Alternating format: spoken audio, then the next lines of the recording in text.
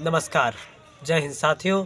आज कविता की श्रृंखला में आपको एक कविता सुनाएंगे बलिदान, जो एक सच्ची घटना पर आधारित है।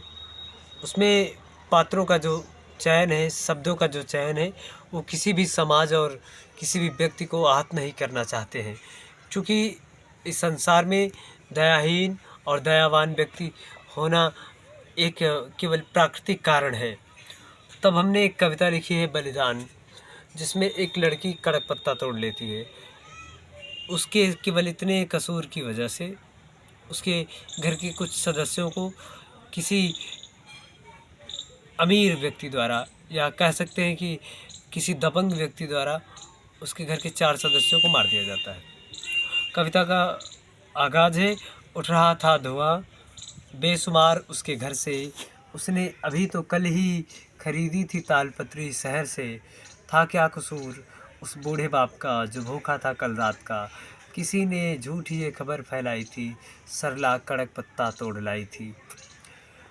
पहुंचा जब तक घर को रामदीन, ठाकुर चुका था उसका सब कुछ छीन। बेटी बेसुध धूल में लिटाई थी, जल रहा था जो छप्पर फपक फपक कर, आग ठाकुर ने लगाई थी। चुपचाप खड़ा था कोने में उसकी जात का मुखिया, था वह भी बेसुध रोने में, सबकी आंखें डबडबाई थी, सरला कड़क पत्ता तोड़ लाई थी। जब जल गया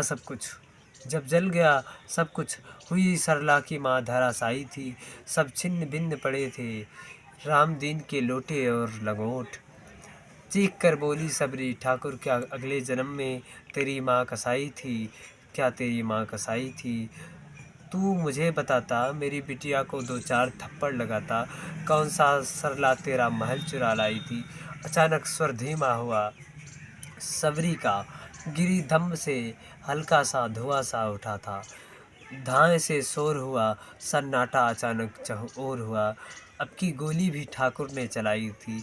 देख माहौल उठा रामू का भी खून खौल, उसने भी पत्थर चलाया, अफसोस बेचारा बंदूक से भाग न पाया।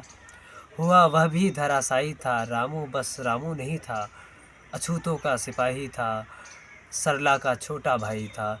युगों युगों तक याद रखेगा जगत दलितों का अपमान, व्यर्थ न होने देंगे हम आरजे रामों का बलिदान। जय हिंद।